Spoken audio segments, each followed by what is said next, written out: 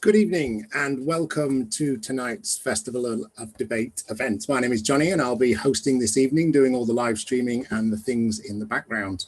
On the call, we also have our panelists and our hosts, Natalie this evening, and my colleague Emmett, who will be doing and supporting the events by answering questions and queries in the chat and helping run the webinar.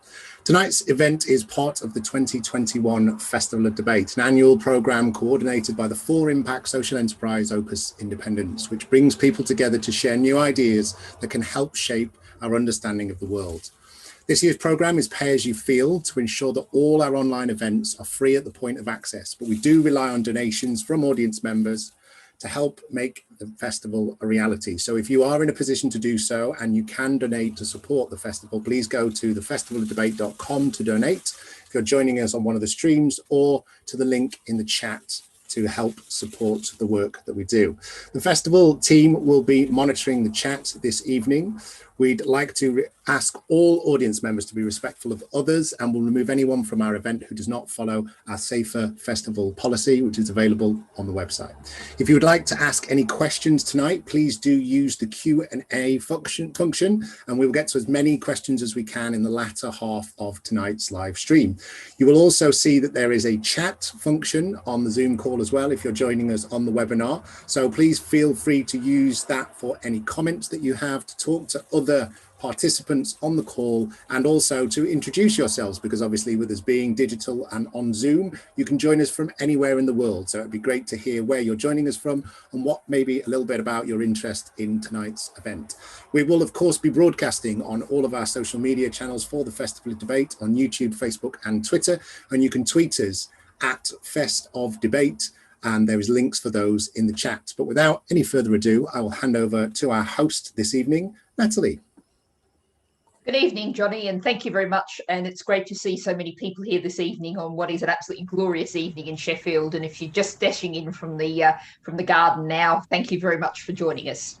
And this is my second Festival of Debate event this year. The last one I was doing was actually about the finance curse, including for a speaker, Andrew Baker from SPERI, the Sheffield Political Economy Research Institute. But I have to say that tonight's topic is perhaps rather closer to my heart. My role of life as a Green peer in the House of Lords means that I've been doing a great deal on finance bills lately, but I'm really looking forward to the Environment Bill, which we're coming back to us soon, and will really be very much of an issue of relevance to the topic we're discussing tonight. And reasons why that's particularly relevant to me is anyone who's reading the Yorkshire Post on Friday might have noted me writing quite a bit about Australian agriculture. So anyone who hasn't picked up where the accent comes from yet, yes, that is where the accent comes from, my first degree being agricultural science. I know an awful lot about farming standards, about animal welfare standards on Australian farms. And, you know, it's really not very good. And I'm waiting to see what the Australian Embassy might have to say about that. It will be interesting to see the response. But tonight, we're much closer to home. We're focusing on the Peak District. And I was actually struck me about 2 weeks ago, I was on LBC, shock jock radio, British style. And I actually said to the presenter, well, the Peak District, you know, it's essentially a biological desert. And the presenter reeled back and went, but it's really beautiful. To which, of course, I could only agree. But I also talked about how it's essentially a ryegrass and heather desert. And that's what we'll be exploring this evening. Not too much, I hope, focusing on how bad things are, although we have to set that out as the scene, but really talking about what we can do to make things better, the really exciting possibilities that the Peak District offers for a far richer environment, much greater biodiversity, all sorts of opportunities potentially for wildlife tourism, for a different sort of Peak District, a much richer Peak District. So I've got two absolutely perfect people who I've heard speaking on these issues before, who very kindly joined me on this end of the holiday weekend. We've got Dr. Alexander Lees from Manchester Metropolitan University. And Alex, if I can just get you to sort of introduce yourself and say a little bit about yourself and your interest in the Peak District. So I'm a senior lecturer in biodiversity or conservation biology, perhaps, at MMU. I'm, I guess, a stakeholder in the Peak District. I'm sort of sitting here at my desk, which isn't the Amazon rainforest, which is where I actually do a lot of my work. But I'm sitting at my desk and I can see, quite a wide swathe of the Peak District here, including a driven grouse moor and some sheep walks, etc. So I'm interested in the past, and the present, and the future, and what can be done to sort of deliver more, both sort of socially just outcomes for people and biodiversity in the broader region. And that sort of fits within a broader, I guess, remit of the sort of things I do with land use change and impacts on biodiversity. And I did give you a little warning about this. I'd like to ask guests, what's one thing about yourself that people couldn't find out from Google, something that might be a little unexpected or different? Father last July, I guess, which has not been widely publicised, but I guess that has now, which has been something that put my life into somewhat degree of turmoil, but getting used to it. I'm sure there'll be some people on the call who very much agree with that. And, belated congratulations. I didn't know about that. And then to introduce our second speaker, who's almost comes into the category of needing no introduction, which what a chair always does before saying needing no introduction. Mark Avery, if you can introduce yourself and perhaps say something about yourself that isn't generally known or can be found on Google. Okay. Hi. I'm a biologist by training. I did a PhD on pipistrelle bats. I worked in Oxford on song and foraging behaviour in great tits. I worked in the south of France on social behaviour of European bee eaters. I then moved to the RSPB as a scientist, and I thought I'd be at the RSPB for 2 or 3 years. I stayed at the RSPB for 25 years. I did research, I was head of research, and then for almost 13 years, I was the conservation director there. I left RSPB 10 years ago, and I'm a freelance troublemaker. I write a blog, I write columns in magazines, and I've written some books, and I'm writing one at the moment. And I was one of the founders with Chris Packham and Ruth Tingay of an organisation called Wild Justice, which I might tell you a bit more about later. Something you won't know about me, I doubt whether anybody knows that I bet more than £10,000 on the result of the 2001 general election, which isn't quite as adventurous as it sounds, because it was pretty certain that Labour were going to win, and they did. So I only won a few £100, but it was a much better investment than leaving the money in the Building Society for that time. So if you're shocked by that, that's something you wouldn't have found on Google. Well, thank you very much, Mark, and that's a very interesting one. Speaking as someone who's only ever bet on politics when I needed to improve my own odds, because that's one of the things one does in political races. But so that's my confession for this evening along those lines. So let's really sort of get stuck into it. Alex, there's a statement I think I've heard you make a couple of times, which the first time I heard it just really struck me. And then as I looked around and saw it, I thought just how true and how informative it was. I've heard you say that you see more birds walking through central Manchester than you do on Kinder Scout. Can you explain the practical realities of that, what the situation is for bird life, particularly in the Peak District? Why is that the case, and what should we be seeing in the Peak District in terms of bird life? Yeah, I guess it's a simplified statement, but I think I still stand by it to a certain degree. And it's got a lot to do with habitat diversity. Things have improved on Kinder Scout, but there's been a huge amount of work with trying to restore there. I mean, if you were there 20, 30 years ago, huge areas just would have been bare peat, where there's been a lot of revegetation that's happened, but it suffers from legacy impacts, which go back centuries of acid rain, which has resulted in the erosion of those systems. It's overgrazing has been a huge historic issue and still remains a contemporary issue, but not as bad. And that sort of combination of then land use change, which go back millennia, essentially, of the loss of the sort of temperate rainforest biome there, which started, 8,000-9,000 years ago and was, done by, long finished, millennia ago. I mean, very little has changed in a long time. And this sort of the combination of historic land use change and then contemporary land degradation leaves a very, very simplified landscape of largely degraded but recovering blanket bog. And then this history of overgrazing means the sward itself is very species poor, which is reflected in habitat structure, which is reflected in the diversity of invertebrates, and so on up the food chain. So you're sort of left with a system which has got, walking on the top there, a few red grouse, a few metapopits, and relatively little else. And that characterizes, big parts of the Peak District. And we've seen this sort of homogenization, I guess, of land uses, and we come to see the sort of the monodominance of either heather moorland or, as you say, ryegrass, and either sort of acid grassland on the tops, which has been again homogenized because of historical overgrazing, and then the improved grassland elsewhere, which is huge sort of push towards silage in recent years, and then what little woodland there is, a lot of it is sort of Sitka spruce plantations, some relictual clough woodland, but certainly not enough. And that homogenization of habitats just doesn't leave a lot of space for nature.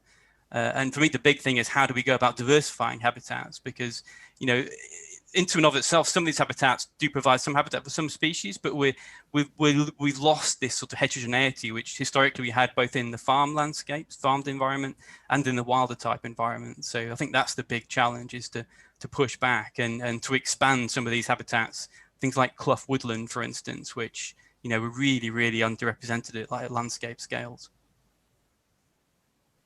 Thanks very much. There was a huge amount there. And just a reminder that those of us who are on the webinar, if you've got any questions about what you hear along the way, feel free to drop the questions in as we go along, so that we can try and pick them up as we go. Just to put this in a kind of national scale, because the Peak District, sadly, is not, it's perhaps particularly bad.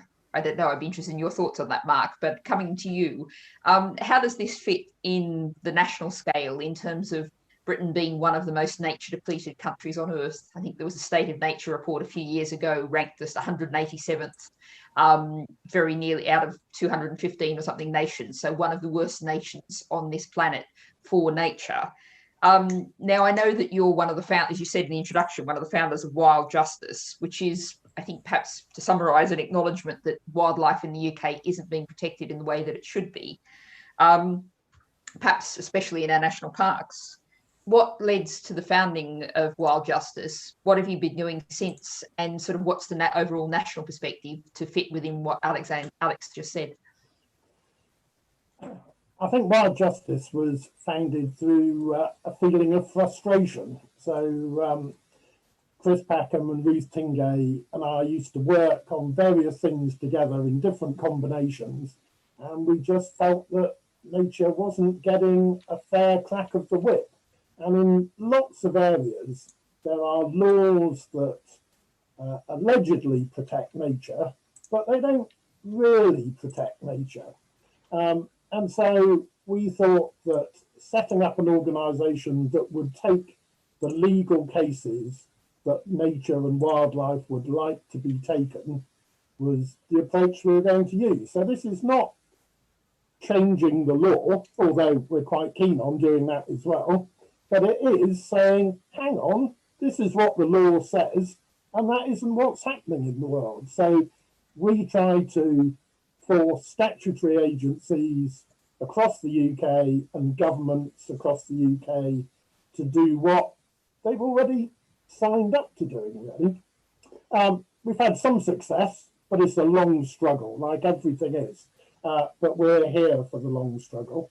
Turning to grouse moors and national parks, we don't really have proper national parks in the UK, do we? I mean, it's not like the Serengeti or the Masai Mara or Yellowstone. Our national parks have got quite good logos, but not very good wildlife behind the logos. And they're mostly, as Alex said, quite intensively managed. And driven grouse shooting is one aspect of that, but intensive farming in pasture land is another aspect of that. And conifer plantations, not so common now, but planted in the past, we could say would be another aspect of that. I think because nature is under so much pressure, it would be fair for us all to say national parks ought to be great places for nature. They ought to be exemplars of how rich the UK can be for nature when given the chance. And I kind of know that that's not quite what national parks were set up to be, but it was part of what they were set up to be. And these days, we could make them that. And I mean, I don't know the Peak District as well as you two do, but I have got to know it far better over the last 10 years or so. And it is very beautiful, like the Lake District is very beautiful. But I wouldn't go to either of them for the wildlife. I drive past the Peak District National Park from where I live in Northamptonshire to get further north somewhere where there's going to be a bit more wildlife. And I'd like to be able to go to the Peak District for weekends and see red squirrels and maybe pine martens and ospreys nesting in the Peak District, and it would be rather nice in the dark peak to be able to see peregrines. I watched the peregrine over my garden in rural Northamptonshire yesterday. I'm much more likely to see one from my garden here than if I go to the grouse moors of the Peak District National Park. And that's wrong, and it's in our hands to change it. Maybe not like that, but we ought to change it.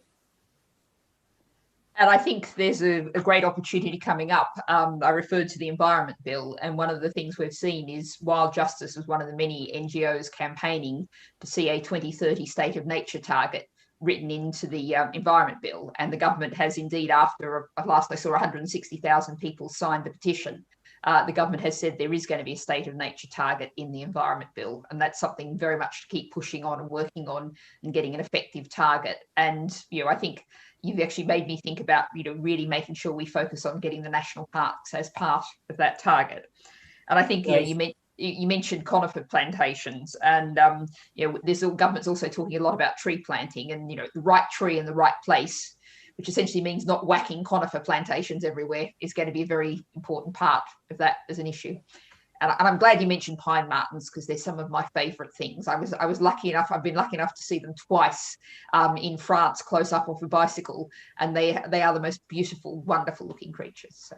Yeah, just to pick up on some of those things that Mark said as well. It's in some levels to improve the situation for species like pine marten and osprey and raptors and many other species. Actually, we don't have to do anything. We just have to not kill them. So it's actually, there's a lot of easy wins there. There's a lot of other species that are habitat specialists, and we have to get the habitat first for them. So there's some things are relatively easy, and it's often. And I guess the sort of predators often steal the sort of limelight because they're the ones that suffer, but they're also amongst the easiest species to fix. If we stop shooting hen harriers tomorrow, they'd be doing well. And it seems that in the last couple of years, that has kind of happened locally here. So we do have a couple of hen harriers in the Peak District this year. I've seen hen harrier from this position, literally where I'm sitting now. But other species which have been gone for decades, small white orchid, for instance, or lots of plants which have disappeared centuries ago because of land use change, we're not like to get those back in a hurry. So it's almost, some of the big things will sort themselves out, but we need to be able to get the policies in place to sort of push back against sort of centuries of land degradation to get a more biodiverse Peak District and to sort of sing the praises of some of these other taxa which don't steal the limelight to the same level. And Mark mentioned as well, sorry to interrupt, about leaving. I actually left, I live in the Peak District. I went to Silverdale last weekend, which is, and sort of that little corner of Leighton Moss. And it's such a nice part of the country with, amazing woodlands, spectacular wetlands, so much to see there. And it sort of lies it's outside of the Lake District and certainly not part of the Peak District, but it's got far more biodiversity in an area which is, again, largely privately owned. And I think that's a big thing to pick up in as we talk about national parks. And the difference, all the exciting places you talked about, they're all state-owned, but 70% of the Peak District is privately owned. So the challenge there is maybe not looking at it in comparison with those national parks, because it's a very, very different entity. But we still, I mean, to bear the moniker of national park, I mean, that's maybe even a problem in itself, to have something which the government can say, well, 30% of our land is somehow protected under national parks, when actually they're not delivering. And maybe it's a misnomer, because a lot of areas that are really good for biodiversity lie outside of national parks. Well, I'm going to come back to the sort of managing it, how it can really look different in a second. But you did mention the persecution of raptors, and with Mark Avery as the author of a brilliant book called Inglorious 12th. Perhaps, Mark, you can sort of set out a little bit about what's happening now about the persecution of raptors. And we have seen some modest improvement in the Peak District, but nationally, both in England and Scotland, there seems to be huge problems. So what's your current perspective? And perhaps if you can just explain the story behind that, some people on the call who mightn't be aware of the issue. So when we talk about raptors, we're talking about birds of prey. So things like eagles, falcons, harriers, buzzards. And they are all protected by law. So you're not allowed to kill them. You haven't been allowed to kill them since 1954. So that's quite a long time ago for the message to sink in.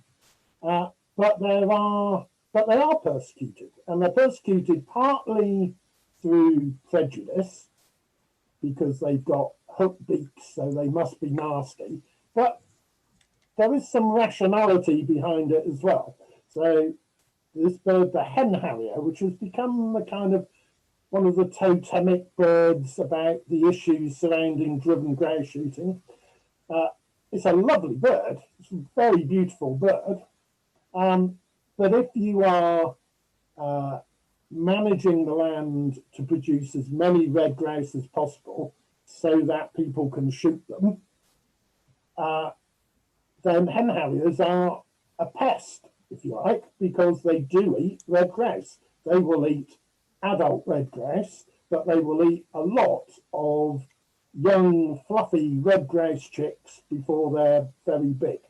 That's not the only thing that hen harriers eat. They mostly eat voles and meadow pipits and skylarks.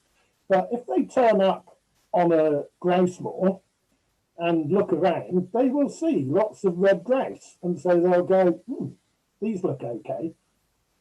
And they take more than their fair share. You have to be honest about this. They do take a lot of red grouse. If you had lots of hen harriers on your grouse moor, then you would lose a lot of red grouse to hen harriers. And if you're selling grouse shooting where each grouse shot is worth about 80 quid, hen harriers won't pay you 80 quid per grouse chick, and they will gobble up scores, hundreds of them during the season. So there's a real conflict, but the law says you can't kill these birds of prey. But what actually happens is that gamekeepers on grouse moors, probably not all gamekeepers on grouse moors, but enough gamekeepers on grouse moors to affect the population of hen harriers, do kill hen harriers and other raptors. And so in England, we ought to have, according to the science, we ought to have about 330 pairs of hen harriers nesting. And usually we have, last year it was 20 something. Was it 24, I think? 24. Let's say it was 24. Well, 24, even for an ecologist, is an awful lot smaller number than 330. They're not even close. And in recent years, we've had even fewer than 24. 24 is a slight recovery.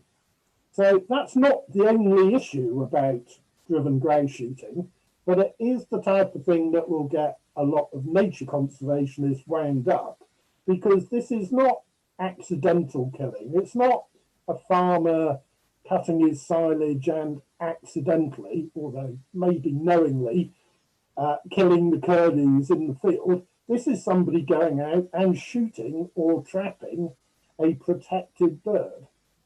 And it's a pretty fundamental bit of nature conservation that when you make laws that are supposed to protect species, they ought to protect species.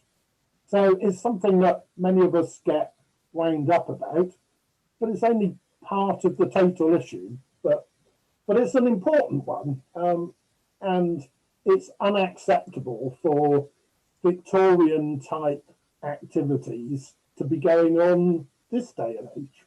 I think that's my position. But it's mine too as well. And in case anyone doesn't know, the reason why we want all those why people want all those red grouse is so that on what both you and I, Mark, call the inglorious 12th, is so that they can be shot. So, you know, that's the end point of it all, is it's lots of dead birds. Sorry, Alex. No, I'm just going to add to that. I think it's also an important point is that largely away from driven grouse moors, raptors are doing very, very well. And I guess this is also a slightly problematic narrative in media in some places. We talk about raptors doing badly, but really they're only doing badly around driven grouse moors. Lots of other places they're recovering. So common buzzards, which historically when I was a child were absent from the whole of eastern England, have recolonized. And it's also the problem with hen harriers, I guess, is a part of the facet of their behavior, which they're highly itinerant. They move around so much. So given that they pinball between one moor and another one, they only have to visit one moor or a couple of moors with keepers that are prepared to shoot them. That very quickly becomes what ecologists call a population sink, because the moor, as Mark says, will continuously draw in more hen harriers because they'll see, oh, this looks a great place to be, and they'll get shot. So that's why common buzzards are increasing and hen harriers aren't, basically, even though, you know, they share, you know, sort of the similar size raptor or whatever, but their ecologies are very, very different. Yeah, we could basically disappear into this particular issue all evening, but I'm going to, particularly also because it's interesting to see from the Q&A that we've got people, you know, really do want to address the issue of how do we manage the Peak District differently? What can it possibly look like? I noticed that Philippa from Bamford notes how much noisy traffic there is, and motorbikes and cars going very fast. I saw another question, which I've just lost, but someone commenting about, Bernard commenting about honey pots for tourists, and, you know, how we actually manage the number of people there and how they get there. And also, I'm very pleased to see that in the Q&A, Sheila Handy said she's supporting a new group of young people, Climate Pathfinders Youth Forum, that are concerned about the Peak District's future. So what words of hope and action is what Sheila asks? If I can put this to you, Alex, first of all, what would be your vision of a Peak District really working both for nature, but also, of course, it is going to have to work. There's a lot of people who live around the Peak District who need recreation. There's people who live there who need jobs and business opportunities. What could it look like where they're all fitting together? For me, because, as we said, 70% is privately owned, everything hangs on agriculture, well, AES, basically, the environmental agricultural subsidies, and what those will look like after Brexit. And that's, like, for me, it's absolutely the most important thing we need to get right. Because we've historically had all these subsidies regimes which have led to headage payments, which have led to intensification. And now we need to sort of roll that back where we can, because most of the Peak Districts are grade 4 and 5 agricultural land. Agriculture is only possible there because of subsidies. So we don't want to be paying people for perverse, you know, environmental harm, basically. We want to work out how we can deliver regenerative agriculture, or in some cases areas, perhaps land abandonment, but I'm not in favor of that being a blanket strategy by any means. I think there's a lot to be done with, you know, changing the grazing animals we use. You know, there are far too many sheep. If we reduce sheep and have more sort of hardy type cattle, for instance, on the tops, they will be able to start unpicking some of our problems. Which, for instance, on acid grassland, it's been because of the way that sheep graze. We've got more of these coarse grasses. You sort of put cattle in there, they'll start breaking those swards up, making space for rarer plants, building back that biodiversity. So working with farmers and supporting people who can do environmentally restorative things is the way forward, essentially. In many areas, you know, because of this CAP, Common Agricultural Policy, people have, you know, haven't been any incentives to recreate clough woodland, which is a habitat we're really sort of lacking in the region. Again, Can you just explain what that is? I'm not sure everyone will. Sorry, yeah. So the cloughs, the sort of the steep gullies and the sides of the hills, which historically, you know, if you imagine you looked at the Peak District 4 or 5, you know, 1,000 years ago, there might have still been open areas on the tops, on the plateau, or in these waterlogged bogs. But on the sides of the slopes would have all been in sort of this temperate rainforest, if you like, hanging oak woodland. And there's very, very little of that left. And consequently, a lot of the species which are regionally restrict those habitats are doing very, very badly. Things like wood warblers, for instance, which are declining sort of precipitously, need these habitats, and we need to be working out how we can sort of pay people to recreate these habitats. And for me, that's the challenge. And just reversing, I mean, even if in the White Peak, for instance, some species we've lost, like corn buntings and yellowhammers and perhaps twite, have been lost because of the homogenization of agriculture. It's just all silage, where historically there were hay fields and oats were grown. And the loss of broken ground is the reason why we've lost some of these species. And turtle doves, for instance, how can we, without going backwards, how can we move forwards but create more diverse landscapes? Because it just seems that the financial incentives have been just for silage deserts and been for, really intensive or, the wrong kind of sort of upland ag, basically. So how can we move away from that? And that's all to play for. And it could go right, or it could go horribly wrong at the moment. Yeah, and it's interesting because I actually read a historical piece of work looking at before agricultural improvement, quote unquote, really started in the sort of 18th century. And some of the people who were doing the research then, did a study of a bale of hay and listed all the species in it. And some modern researchers had actually looked at what those species would look like made into hay to be fed to animals. And they're actually far, far more nutritious than just, single rye silage. And we think about that, we understand that for humans as well. If you just go and eat at McDonald's, I do believe there was a film made about that and it didn't work out very well. And if you're just feeding animals one species, that's really not a very healthy thing. And if you think about the food that's coming from those animals, that's also an issue in terms of, we're really talking about different sorts of agriculture and really tackling our whole, to use the sort of jargon, food system, really, of farming very differently. Yeah, and now, I guess the issue with silage, they can get 3 cuts a year, whereas hay is 1, and there's a risk it might fail. So we need to sort of make sure there's a stopgap, or we can sort of insure collectively these farmers from financial ruin should they choose that route. I mean, personally, I'm a vegetarian, so I'm not engaging those products, but I'm happy for my tax dollars, if you like, to go on farming which produces turtle doves and twite locally. They don't have to somehow travel hundreds of miles now to go and see, for instance. Well, I mean, I was fascinated. I went to in France, the museum in the region where they make Comté cheese. And one of the rules for making Comté cheese is you have to be able to show that you have 100 different species in your pasta. And, it shows in the taste of the cheese. And that's the kind of possibilities that you can. But it's very different from a kind of, supermarket-led mass production kind of industrial agriculture format. So we've sort of got onto agricultural subsidies, and I mean the jargon for this is environmental land management schemes, ELMS, for anyone who sort of starts seeing discussion about this. And the government is supposed to be very slowly developing ways of doing this. Mark, I don't know, sorry, I'm springing this on you, but I don't know if Wild Justice or you have got any thoughts about what these environmental land management schemes should look like for the Peak or for places like the Peak, this sort of country. I do, but I'd like to go back to the question you asked, Alex, which is a vision for the Peak District. So what do we want? Well, I could tell you what I would like, but I think the Peak District, I'm not just saying this, it is so special because it's got Sheffield on one side and Manchester on the other, and it's clearly going to be a place that lots of people want to come and visit. It always has been, and it should be. And so those people, I think, ought to have quite a say in what the Peak District looks like. Now, and I would hope that they would vote for a more diverse landscape with lots of wildlife. I suspect they would, but if they didn't, then I'd lose out. But I'd be a bit more adventurous than Alex was, I think, in trying to deliver that, because it is true that our national parks aren't real national parks because they're not owned by the nation. We try to persuade hundreds of individual landowners to do not the best thing, but something that's a bit better than they're doing at the moment.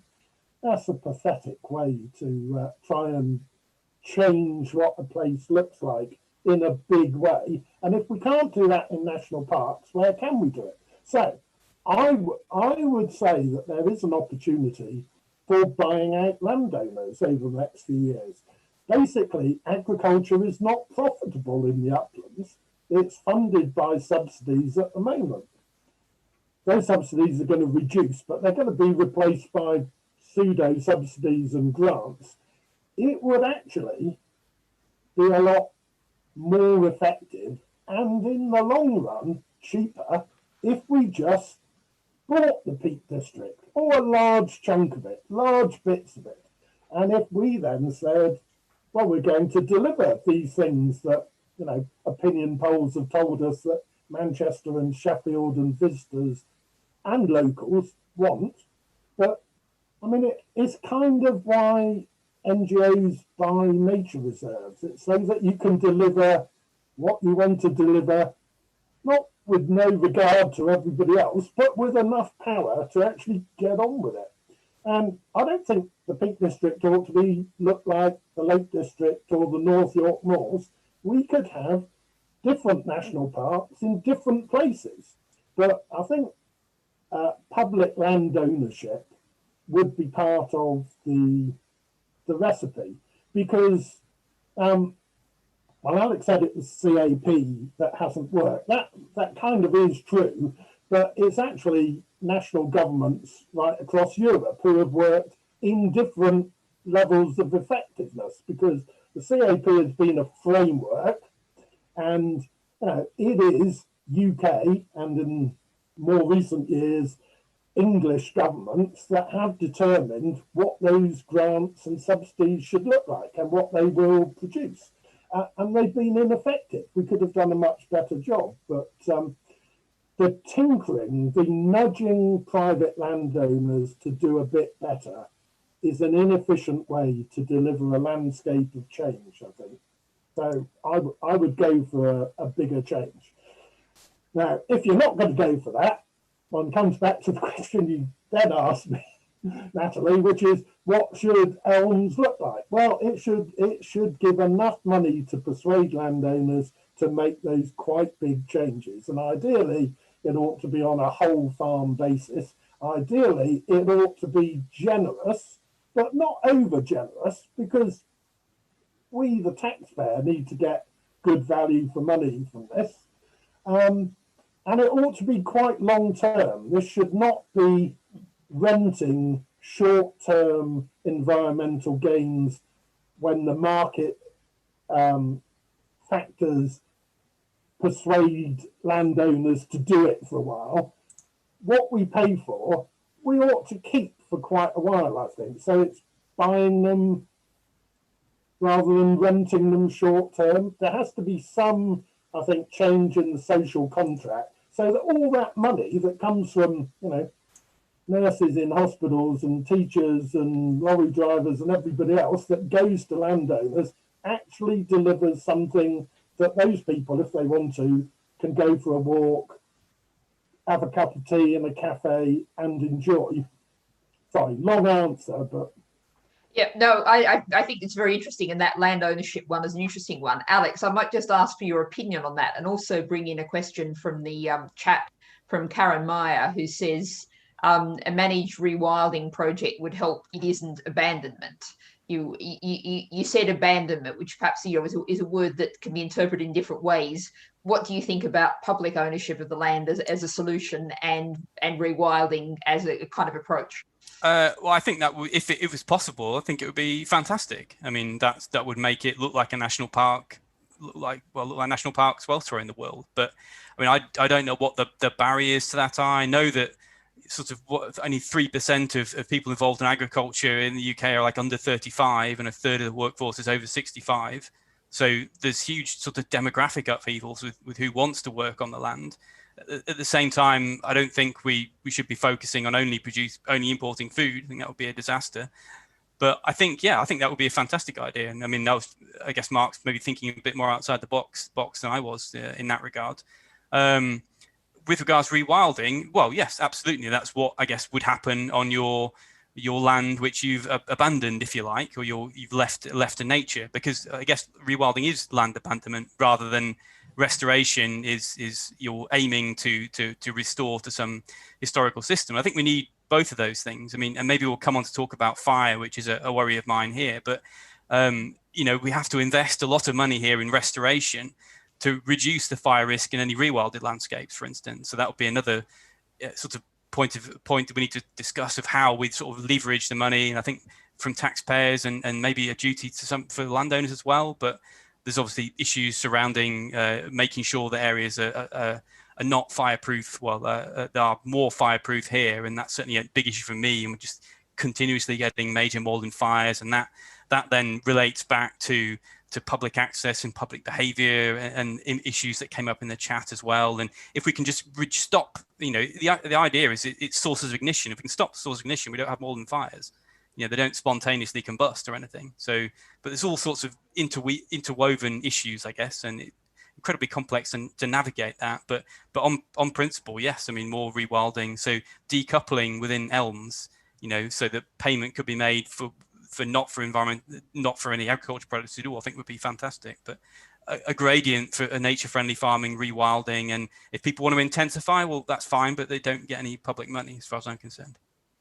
Well, that is actually one of the interesting things about the new system is there is some concerns that environmental land management schemes might end up being so complex that people just opt out of them. And that does really create some real concerns. I'm just going to put in a specific question to you, Alex, because I don't know about this, but Linda asks in the Q&A about a rewilding project at Fulo that's been given the go-ahead by the Peak District National Park, but the park wants 300K by November. I don't know if you know about what's happening there. I guess I'm not aware of the story. I'm not either. I can certainly look into it. I'm sort of involved with a couple of other projects, someone on private land which is being rewilded, and sort of on the science side, monitoring outcomes there, but I'm not aware of that specific one. So picking up the point which you started on there, Alex, about sort of people's behaviour in natural environments. Mark, I wonder if this is something that you've thought about, and I think we've seen perhaps through COVID and that there's been a lot of awareness that people perhaps who haven't had much contact with nature before have reached out into nature. It made me think of actually one of you were at least partially responsible for one of the more curious experiences of my life, which is walking through central London with I think 100,000 other people in pouring rain, and someone had the very clever idea of all of these people, rather than chanting, they had birdsong on their phones. So you had this very weird experience of going right through the middle of central London with 100,000 people all playing birdsong on their phones. And I actually made a video of it and did very well on social media. But, so that will be some people's only experience of nature is, coming across a rather slightly weird march in central London. What do you think we need to do? Do we need to rewild the people of Britain as well, perhaps? I think we do, and that's maybe a bigger challenge than rewilding the land, because I think there is more of a disconnection than there used to be. And I don't think it's between people who live in towns and people who live in the countryside. I think it's much more complicated than that. Everybody says that you should start with children, and I can kind of understand that because it's quite rare to find a child, below the age of 8, who isn't fascinated by some aspect of nature, whether it's plants or creepy crawlies or birds or shit or something, something. I was very into lungfish about age 10. Right. So it feels like somehow society doesn't let that interest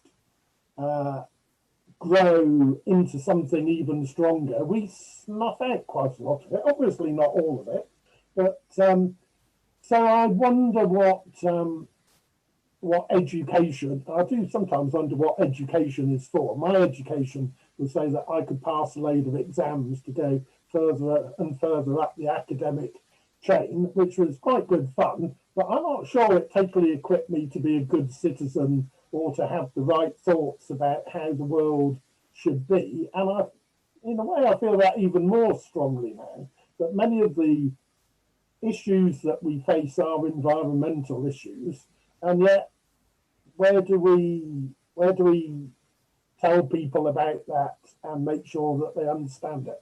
I don't think I've ever seen a a government announcement on climate change and why it matters and why we should all do something or other about it. Maybe if we had a change of government, we would, but it doesn't feel as though it's that important. And wildlife is a bit complicated. It reminds me of that film about Mozart, where Salieri criticises Mozart's music because he says there are too many notes.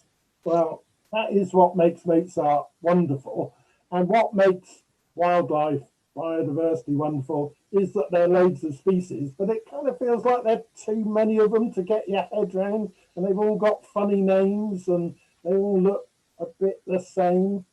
We need to find a different way of selling this, but also we need, and that's quite a big job, and we haven't got a lot of time, but we do need to mobilise the people who are already on side, who are just gagging to do more. And we need to tell them where they should vote, who they should vote for. We should tell them what they can do to make their elected representatives better at taking account of the environment, whether that's on a local council or in Westminster or Holyrood or anywhere else. We need to equip people with the ideas of living more sustainable lives. I mean, there are plenty of my friends who kind of know about climate change, but go, well, there's nothing I can do about it. And you think, well, how many times did you get on a plane last year? There is something you could do about it. And you've got that big car. And you're eating meat 7 days a week. Right, so, but it all sounds a bit preachy, doesn't it?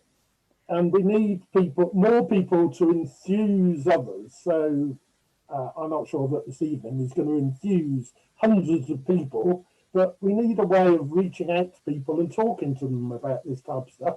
And places like national parks ought to be places where one could showcase good things. I mean, just showing people red squirrels in the Peak District, if there were red squirrels in the Peak District, would be wonderful. Just fantastic. It would have a massive impact on how people thought about the Peak District. They would go, well, when my parents were here, there weren't any red squirrels. Now I can show red squirrels to my kids. That's progress. They've come back. And actually, although I've never seen a pine marten, there are pine martens here eating the red squirrels. That's kind of good too.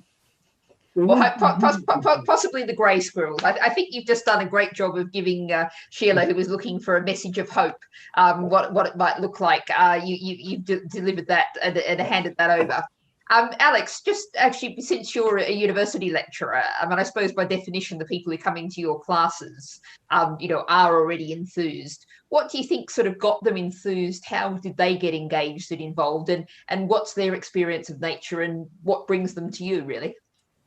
Well, to be honest, it's not the route that I took. So Mark sort of talked about his ontogeny, and you did as well. But I was sort of interested in dinosaurs up to the age of about 6, and then got into birds shortly afterwards. And my entire childhood was sort of chasing wildlife, around the country. But many of the people that come to us are interested in animals, but they're often sort of almost, their lived experiences like their pets and dogs and wildlife TV programs, and they don't have the lived experience that I was very privileged to have had.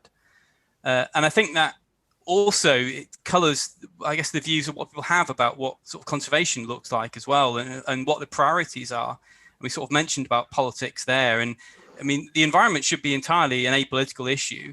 And I think it's slowly getting that way. Although it does worry me that people are sort of, that some of the political parties are selling the important things as being sort of identifiable victim issues, if you know what I mean, somebody killing one of this or this happening, or animal welfare issues, when the larger issue is just sort of a countryside bereft of biodiversity because of the policy. I think governments can be looking for easy fixes, which look like they're important, but actually they're not major drivers of biodiversity loss. So I think that sort of, it's Aldo Leopold stuff, isn't it? About, sort of a wounded landscape and people's perception of that. And that's the real challenge of showing people what landscapes, what the historical change has been, understanding those drivers and the complexity of that, and how we move forward. And that's obviously what we try and teach people. They arrive having a very different idea of what sort of conservation is, and even as Mark's saying, if we wanted red squirrels back, then pine martens might help with that, but it'll still probably be left to killing grey squirrels, and some people find that unpalatable too. So there's all these sort of trade-offs to embrace, which for some people are quite difficult. I think in some ways we've come back to sort of the broader issues. I mean, we've talked a lot about managing the Peak District for wildlife. And we've talked a bit about, tourism and how the people in surrounding communities, the very large cities around the Peak District, would use it. But also, I mean, what happens in the Peak District is, I mean, Alex, you alluded to fire. And I think, Mark, you alluded to the issues of flooding. What happens in the Peak District has really severe, significant impacts in terms of fire, in terms of air pollution, in terms of flooding. Can we manage for wildlife and for those things as well? And how do we think about those, and how perhaps we factor those in? Perhaps, Alex, if we can start with you. Yeah, so super important. I mean, if we look at what is land for? That's one of your favourite questions, isn't it, Natalie? And what can we get out of it? Then we know that it's probably less important than the Peak District is less important perhaps for agriculture than it is for ecosystem services and biodiversity perhaps, and some of those ecosystem services provision of clean drinking water, which is vitally important for those conurbations we've been talking about, and for making sure that clean drinking water doesn't all come down the hills at once. So there's huge issues with land management there, including the way in sort of short return times of rotational burning, or even burning full stop. For overgrazing on pastures, for instance, lack of woodland, all these land degradation sort of drivers, if you like, reduce the capacity of the Peak District to store water. Which means downstream flooding at some times of the year, and which means the area is drying out other times in the year. And it means this valley is, from where I sit here, has been filled with smoke, on various occasions last year. And so we can't just look to sort of correct the proximate drivers, or the ultimate drivers, which is someone either with a barbecue or whatever, or a careless cigarette, or even arson. We need to look at the proximate ones, which are why as this landscape becomes lost all its resilience essentially to fire. So those are huge sort of issues to deal with, and vital, considering how important peat is as a store of carbon, and meeting all these national and international goals for averting dangerous climate change. I think you've already addressed this a little, but we've got a question specifically in the Q&A from Ramzan Sen, who says, are sheep damaging to moorland? You've already talked about, that sheep and overgrazing is a problem, but is sheep and moorland specifically, any thoughts response you want to give to that? So they're less damaging now than they were because there are fewer of them. But ideally, I mean, there are ways in which you can graze in manners, even still with sheep, and reduce that impact. So people talk about mob grazing, and I think everyone's favourite sort of shepherd in the Lake District, James Rebanks, has written quite a lot about this. But I talk about drawing down there and getting other grazers up there. And it's essentially, it's rewilding light, right? It's kind of agricultural, it's conservation-friendly agriculture, or agricultural-friendly conservation, or whatever it is. And there are ways and means of still having livestock and delivering delivering biodiversity at landscape scales. I think we just have to have that conversation about sheep, and we're sort of moving in that direction. And often it's like the in-by land here, which was historically quite good for wildlife. It's where all the sheep are now, and it seems like a lot of them aren't on the tops anymore, and are now in in-by land, which is being progressively improved, and those areas which were formerly great for curlew and twite and all these things are now really sterile, like not even skylarks or meadowbirds, just because the grazing pressure is so intensive. So fewer grazing animals, but grazing differently, and support, and working out how we can support that grazing in evidence-based way. Yes, actually, you remind me of, I went to an event in Sheffield that was talking about ground nesting birds, and someone had done some very detailed research looking at what was happening to their nests. One of the really surprising things was actually sheep were eating some of the eggs, which are sheep obviously looking for protein. And, you don't think of sheep as being the sort of animals that eat eggs. And it was absolutely fascinating that was possible. Yeah, all herbivores do that. I mean, muntjac deer, for instance, in southern Britain could be a potentially quite important nest predator. And Paul Dolman at UEA had a student, probably maybe we're referring to, that had a curlew's nests were being predated by sheep in Breckland there. So Absolutely, that will happen. And animals in a way defy some of those guilds we give them, because actually they do all sorts of weird stuff.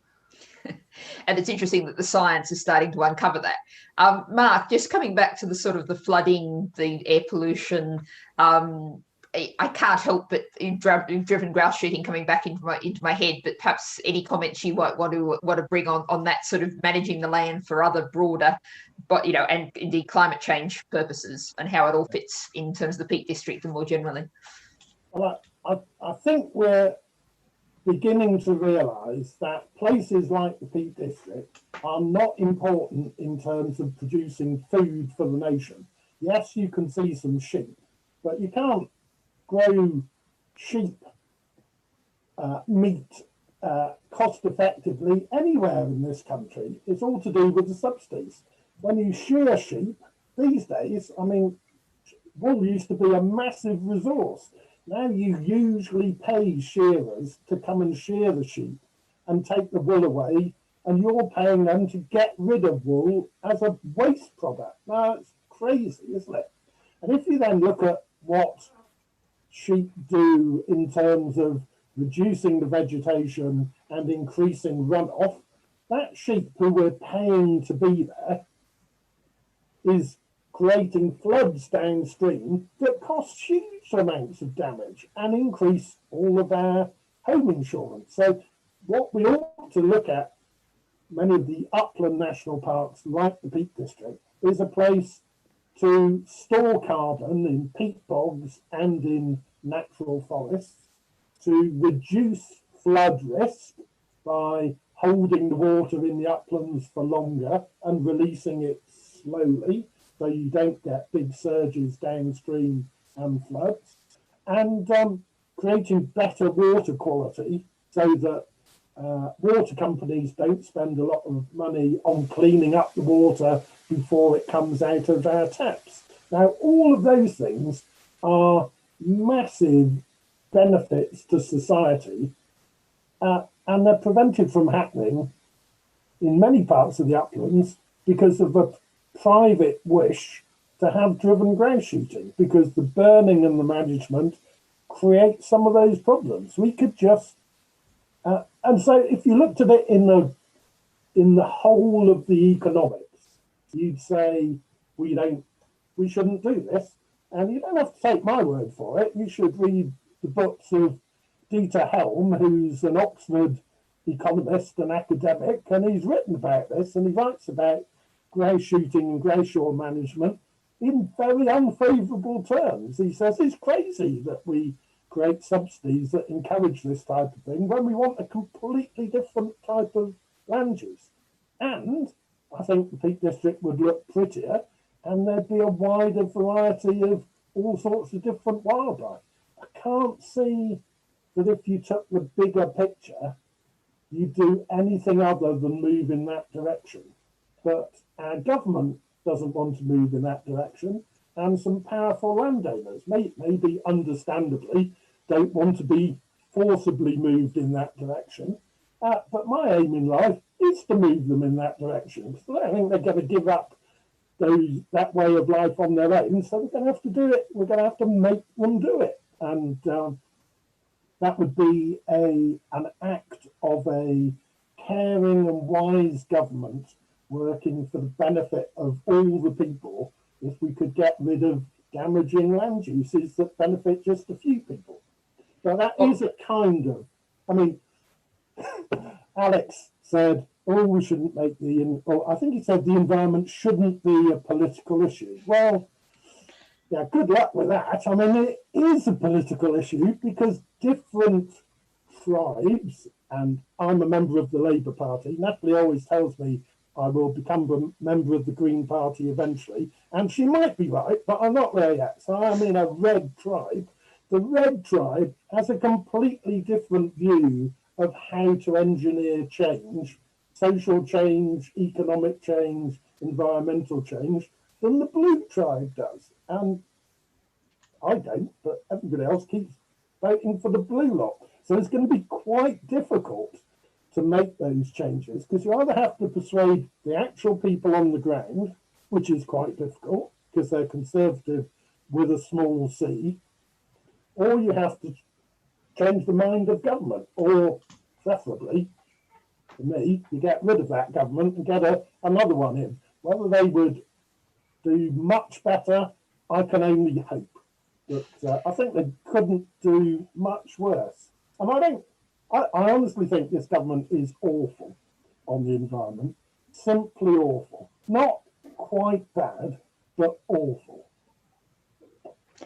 Well, it won't surprise anyone, I suspect, to say that I very much agree with you there, Mark. But I think where I will disagree with you is you say people keep voting for the Tories. Well, of course, only 44% of people voted Tory in the last general election in 2019. And that was 29% of eligible voters. So, democracy would be one solution to our problems for managing nature as much else. If we actually got the government that reflected a parliament that reflected the views of the people, it would be a very different parliament. But I'm not going to get too political here this evening in a direct sense anyway. But I think we've actually got to an interesting point to pick up a question from John Baker in the chat. John says he's an ex-farm worker and sees in Sheffield in particular a split along class lines about, and many people, I'm sure, pretty well sure everyone on this webinar, unless you're very international, will know that we had a huge issue about street trees in Sheffield. And so John's saying that there's been a real split, as John's suggesting it, between middle class concerned about the street trees and working class wants to see the trees go. I'm not sure the split is actually quite that simple, but nonetheless, it does bring us to a point thinking about the Peak District and what you were saying, Alex, about sheep and that. There are people who have real emotional attachment. And I'm not necessarily talking about, posh men owning grouse moors, but, small family farms that may have been there for many generations. We see the same thing in the Lake District, people who are very attached to the idea of hefted sheep, the idea of something that's a cultural tradition that's gone on for many centuries. So how do you actually sort of, manage that and look at that in the context, particularly of the Peak District, and consider those things, which I think you do have to consider at some kind of level? Do you want me to answer that? Yeah, Alex, yeah. Good. Okay, so I think there are about probably 2,000 to 3,000 farms in the Peak District. And I guess it would be interesting, and maybe Mark's got this figure on top of his head, but how many grouse moor owners there are. Mark, do you know that?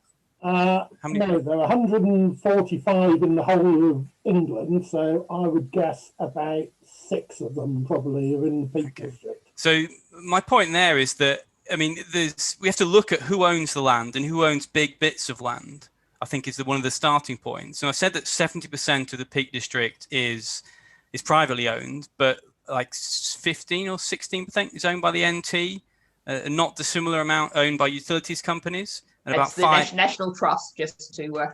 National Trust, yeah. And probably about 5% is owned by the Peak Park. So I think for a start, those landowners have no excuse for not delivering biodiversity. I think most people would agree with that, right?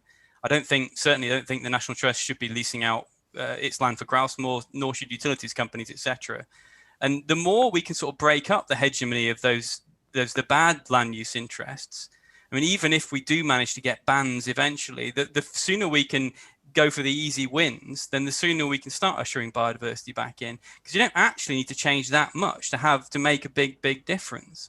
If you look at what's been read sort of Oliver Rackham's books and understanding what a lot of these drivers have lost, they've been sort of the gradual erosion and reaching sort of tipping points at what we call ecologists call tipping points. You reach a level when everything drops off the map.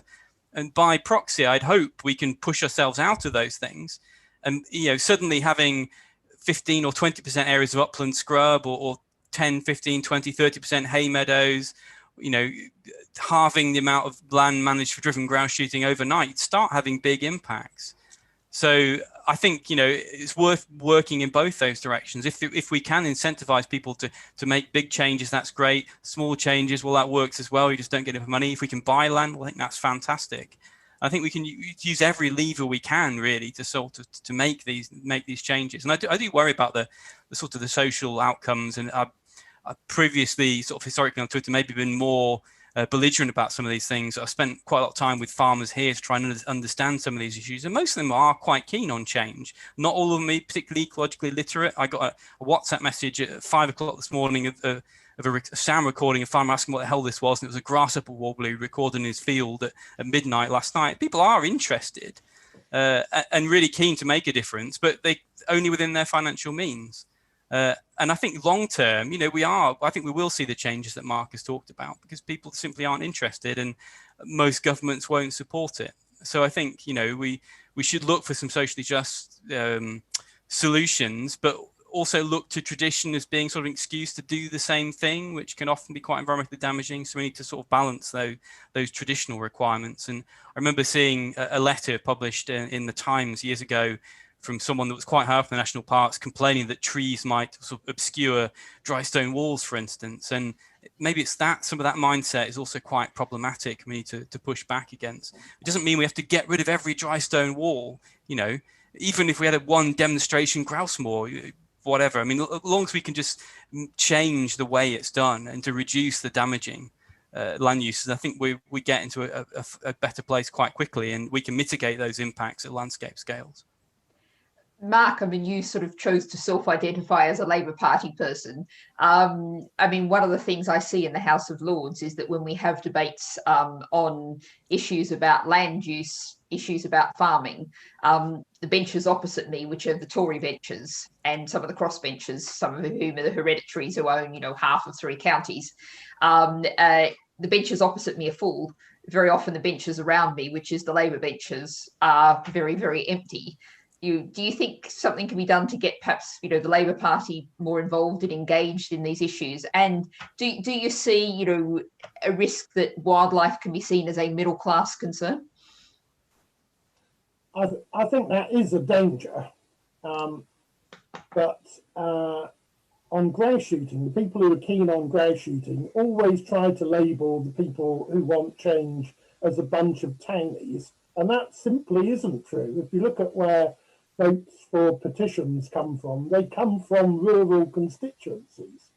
I mean, some of my best friends are farmers, and some of my relatives are farmers, and they're somewhat overlapping. Some of my best friends are relatives, but not all of them. But I remember when I was young going to my Uncle Sid's farm in Somerset, near where I grew up in Bristol, and hearing something that people all over the country have heard when they've done that, which is my uncle saying, well, we always vote Conservative, but I don't know why, because we always do better under a Labour government. So there's some, even though the benches in the House of Lords, the upper house, may not be full of Labour peers, when Labour comes into power, it does tend to be, I think it thinks that farming is a bit magical and a bit beyond them, so let's just be nice to these people. Whereas I think politicians ought to look at my taxpayers' money and what I'm getting for it. This is, if we just want to give handouts to people who live in the countryside, let's call them handouts to people who live in the countryside. And I live quite close to the countryside. I can hear a cuckoo sometimes from this window. I'll have some of it too. Maybe we ought to have handouts to people who write books. But, government ought to be looking at what we get from our investment in the countryside. And it's not simply whether the people who get the money are happy, because they're bound to be. They'll be slightly unhappy because they think they ought to get more money, but they'll be happy that they get some money. Nobody ever asks the people who are paying for it whether they're happy that there's less and less wildlife, more and more floods, more and more carbon being emitted. If we put that to people, then there'd be a bigger change, I think. And that, I think, I mean, you asked about Labour. Labour's a bit rubbish usually on wildlife, but it's a lot better usually on climate change and things like flooding, because that happens to lots of people all over the place. So it's more of a social issue. And that's where I think we could make more progress with my flawed but not as flawed as the other lot political choice. Okay, well, we've done quite a lot on politics. I'm going to head in a slightly different direction, but just to note to everyone who's on this webinar, who you're able to put comments in the Q or comments in the chat or questions in the Q&A. We've only got about 10 minutes left, so if we're going to get to your question, we've had a really good range of interaction and questions going on, but if we're going to get to your question, you're going to have to get in quite soon. So just a fair warning on that. And then I'm going to go to a question here, which was a little bit different in left field, but I think interesting, from Sheila Handy, saying how important are the arts to achieving change? And I think that may not fall quite into either of your areas of speciality, but I think it's perhaps a slightly broader question. Is we talked a bit before about hope and giving people hope. And so how do we actually sort of help to have people the vision of what this looks like? People have seen the Peak District through most people's lifetime looking more or less like what it does now. What are the kind of tools we can use? How are the ways in which perhaps the arts, perhaps other things that we can really actually help people to see? I mean, I think, Alex, I love going to academic seminars, like I was talking about the sheep eating eggs and, learning really detailed things, but not everyone's quite into that level of detail. How can we reach out to broader communities, all the people who live around the Peak District, and really kind of give them a sense of how much richer and more lovely it could be? With you, for Alex, first, if you don't mind.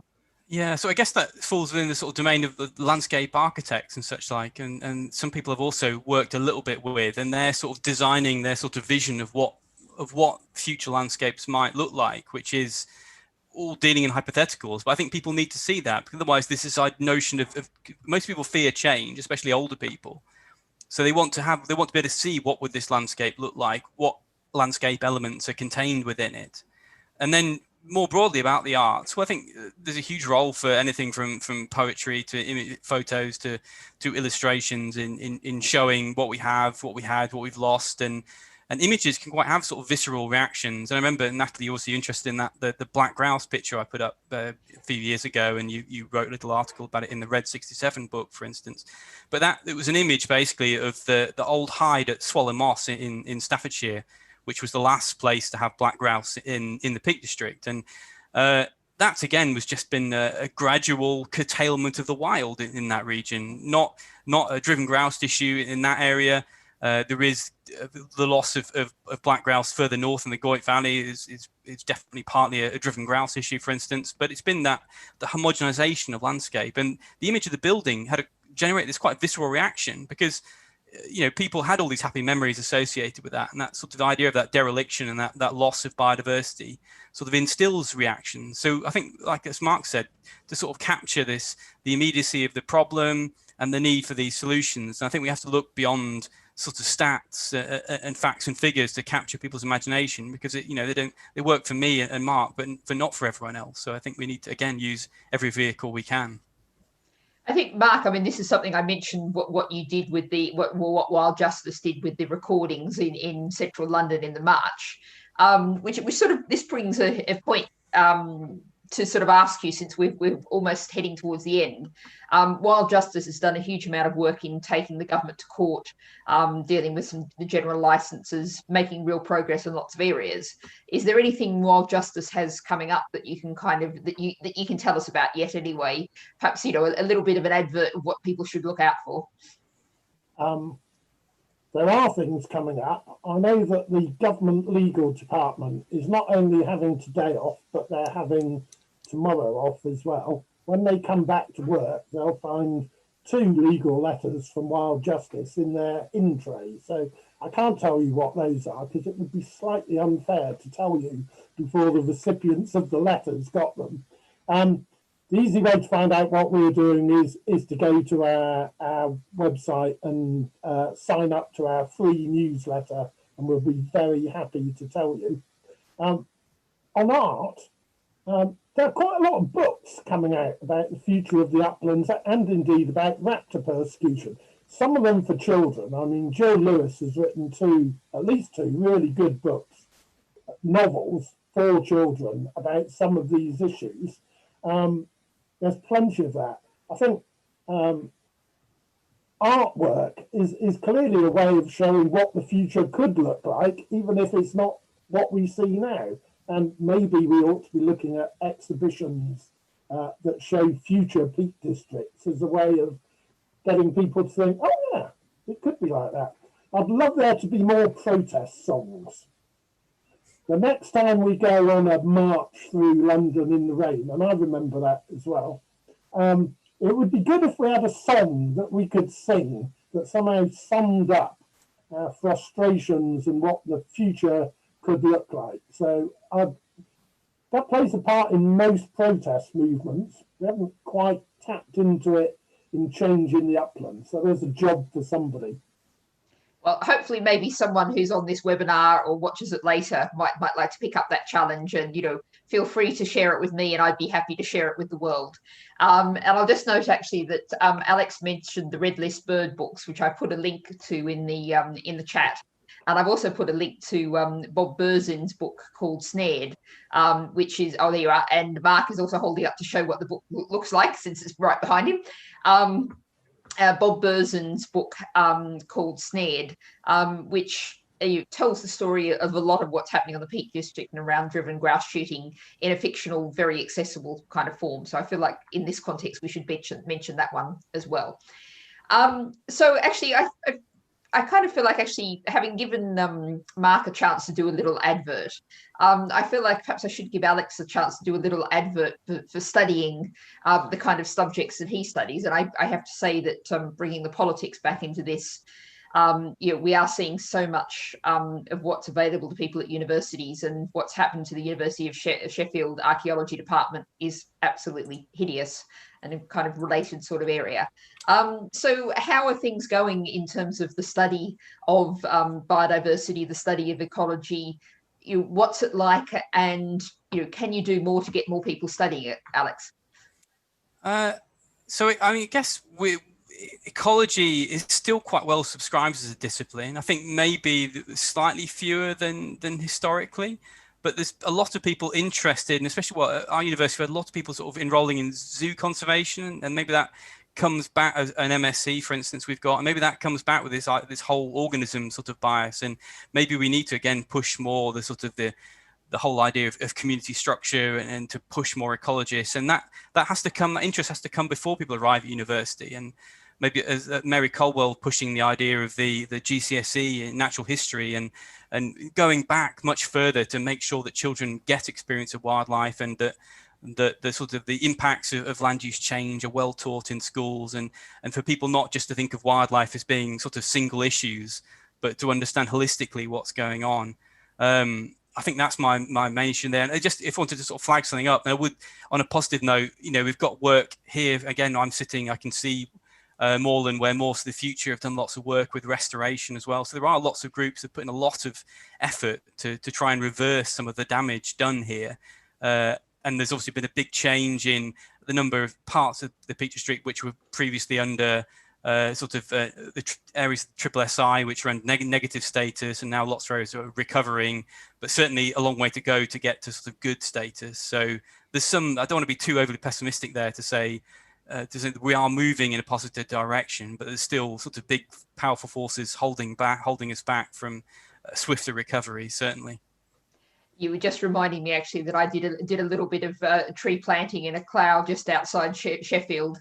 It must be 2 winters ago now, and it was definitely winter because the sleet was blowing horizontally while we were doing it, and it was planting through some very, very thick layers of bracken. So I must get back and see how they're actually doing, because I'm not entirely convinced it was going to work, but we shall see. So we've just about run out of time. I've just got a question here in the Q&A from Anna, which both of you might want to pick up, but I'll start with you, Alex, is how can the heather-dominated moorlands become more species rich? Would stopping grouse moor burning allow for more generation of species, or do you need a more hands-on approach? Which actually ties in quite neatly to my sleet-ridden tree planting. So, there is a sense sometimes that rewilding is just walk away and leave it. Is that realistic for heather-dominated moorland? Probably not. We're going to need 2 things. You're going to need a change in grazing regimes and a change in fire regimes. The reason why heather becomes so dominant is because historically those areas were drained, mostly for agriculture, but also partly for more recently for sort of shooting interest, but that was decades ago. And that drainage has encouraged more heather. Burning it encourages more heather. And we sort of risk falling into this track where we have to continuously burn heather because it poses a fire risk. That's why we need all this restoration effort to push the landscape back into a more resilient state, basically. So it probably, in many areas, it might just be rewilding, but there's probably a lot of work to be done with restoration to make sure we don't sort of run the risk of major wildfires and such like. And I think that point is probably underappreciated, and it's also quite expensive. So we need to work out how we pay for that. And it's quite interesting from the sheep we mentioned earlier on, but they've actually been used here like bales of sheep wool to try and plug some of the grips and the block areas as well, which is a lot easier than carting up the massive boulders. I can see the helicopter going to and fro on nice days here. And so there are, almost perverse solutions, but if it works, it works. And there's a long way to go. And we've had, the fires here, it just becomes such a topic that one side says one thing, the other side says the other thing, but we have fires here on restored land, fires here on wildfires on driven grouse moors. It's just fires, everywhere at the moment, and it's only going to be exacerbated by climate change, and it's going to require a lot of investment to try and make these landscapes more resilient, basically. Mark, would you like to come in on that? Well, Alex is right, and he mentioned grazing, and I think we would want to see a shift, wouldn't we, towards grazing by larger animals, by cattle, particularly cattle that are suited to grazing in the uplands, and both by eating the vegetation, but also by trampling and churning up the soil, you would then set the scene for a more diverse flora to arise, not just heather. Very good. Well, we're just about out of time. What I'm going to do is I'm going to allow each speaker to have one final word, of a minute or so if you want to. But before we get to that, while you're thinking about that, I'm just going to pick up a comment in the chat from Bernard Little, which I've seen several people agreeing with, which is the Peak District National Park was the first in the world. It would be good to see it leading the way in positive change. And I think as a message for this evening, that's a very nice message to pick up from our audience. If I go to Alex first, any final words, any final thoughts you want to share before we finish this evening? I think it's difficult to top that last message, to be honest, in many ways. I think, we should look to be leading by example, and we're moving very, very slowly, crawling towards sort of better outcomes. And we really need we need some big forces to shake up what's happening. And to hopefully upset as fewer people as possible and deliver a park which is biodiverse and is providing the ecosystem services which we desperately need. Mm-hmm. Okay, someone says it's not the first in the world, it's just the first in the UK. Well, I should have done the classic journalist thing, which is said to be, and that covers it. But anyway, it's certainly is it Yosemite perhaps the first, or? I'm not. Mark, you might be able to answer that while also giving your final thoughts. It was either Yellowstone or Yosemite, wasn't it? I think Yellowstone might have been the first, yeah. and then Yosemite was kind of the most famous. They're both a bit different from the Peak District, I noticed. Now, I noticed lots of people say my mic isn't working well. I apologise for that. We did test it before we started. And if you haven't heard what I've said, well, I'm really sorry and a bit pissed off, because I've been saying it so that you could hear it. But no, I think ending on the fact that if the Peak District were a leading national park in the UK, wouldn't that be great? I'd vote for that. Okay, I think we've ended on a point of agreement, and I suspect I can probably assume that we get an agreement from all of our audience. So I want to say thank you very much to Alex and to Mark for giving up their end of their holiday weekend to be with us. Thank you very much for all the participants who've done likewise. I think we've had a really interesting debate, ranging quite widely, really looking at what do we do with the future of the Peak District. The one certainty is a message that I deliver in many different contexts, is where we are now is profoundly unstable. And that's economically, environmentally, socially, politically, educationally. And so the future is going to be a future of change. And that's potentially good news well, it is good news, provided we change in the right direction, because where we are now is a right mess. So a positive message that we are going to see change. And, you know, Mark was stressing very much that, you know, politics will determine what it looks like.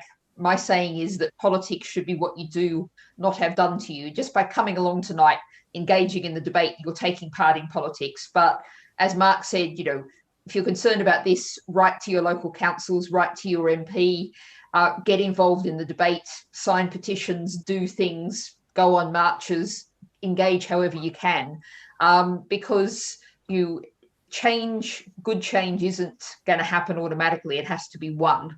And that's what we can all do together. And on that point, I'll finish off for this evening saying thank you again to everyone involved tonight. I'm going to hand back to the Festival of Debate, to Johnny, to do the concluding things that need to be done, whatever they are. Thanks very much, Johnny. Thanks very much, Natalie. Just a couple more thank yous and to support the thank yous that you've done, really. So a huge thank you to Emma for supporting the webinar and putting all the links in the chat and keeping everybody informed this evening. Thank you so much to you, Natalie, for doing an excellent job of hosting, as always. Huge thank you to our panelists, Dr. Alexander Lees and Dr. Mark Avery. Do find them and follow them online where you can. This year's festival started at the beginning of May and runs for 5 weeks. So just with tonight's event, if you go to the festivalofdebate.com website, you can see the last 4 weeks worth of brilliant events we've had so far on the Watch Again section. And you can check out the final week that we've got starting today and running through to Saturday. On the website, you can also find a link to donate to support the Festival of Debate if you are in a position to do so. You should be able to find that on our social media channels as well. And as Natalie has said, a huge final thank you to our audience this evening for joining us on such a wonderful actual summer evening for one of the first times in May. We really appreciate you giving up your time, joining in the conversation and getting involved in the things that we need to be thinking and talking about to make the changes that we need to have a future together. Thank you so much for joining us. We will see you hopefully again soon.